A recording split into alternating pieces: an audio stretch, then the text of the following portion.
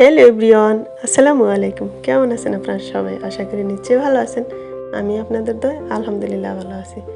আজকে আছি একটা টেবিল রানার কাটিং এবং সেলাই শেয়ার করব।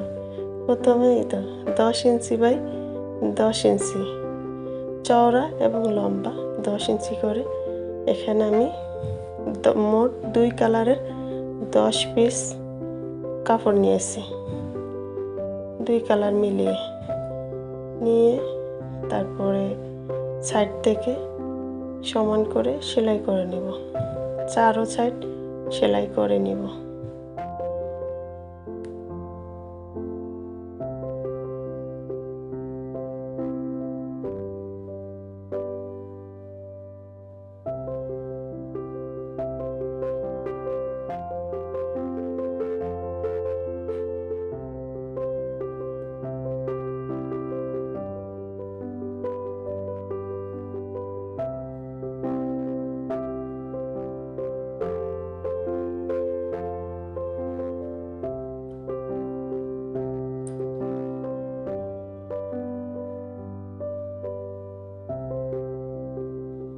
তো এইভাবে করে সবগুলো আমি সেলাই করে নেব।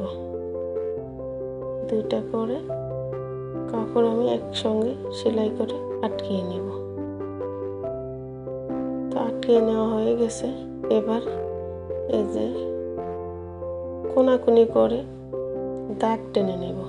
এরকম করে এই কোনা এবং এই কোনা দোনো কোনা দাগ টেনে তারপরে মাঝখান থেকে এভাবে করে ধরে কাপড়টা আলাদা করব।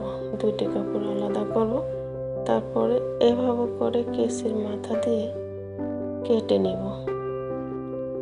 দাগ বরাবর একদম কোনা পর্যন্ত কেটে নেব।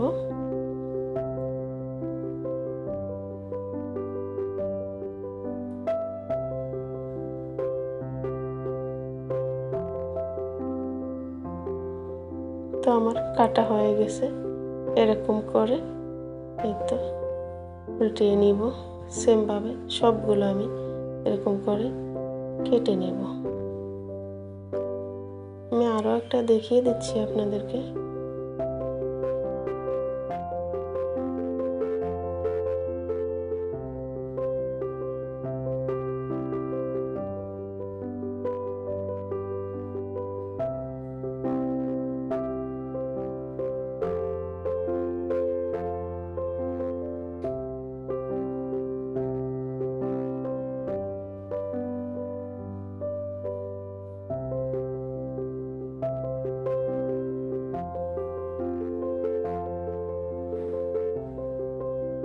এবার এই তো এরকম করে এরকম দেখা যাবে আর কি। তো একটার উপরে একটা এভাবে করে উল্টে দুটো সাইড সোজা সাইডে রেখে তারপরে সমান করে কোনা একটু বের হয়ে গেছে এটা কেটে নিচ্ছি। তারপরে সাইড থেকে সেলাই করে আটকে জয়েন করে নিব। তো এভাবে করে তো একটু পিন দিয়ে আটকিয়ে নিচ্ছি যাতে নড়াচড়া না করে কাপড়টা, সেজন্য।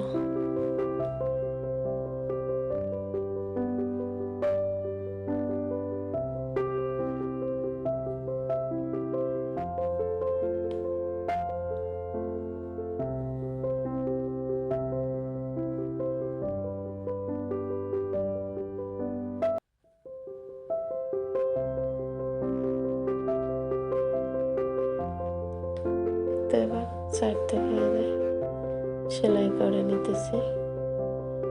2টা কাপড় একসাথে ধরে তারপরে সেলাই করে আটকিয়ে দিব। তো সেমভাবে সবগুলি আমি এভাবে করে জয়েন করে নেব।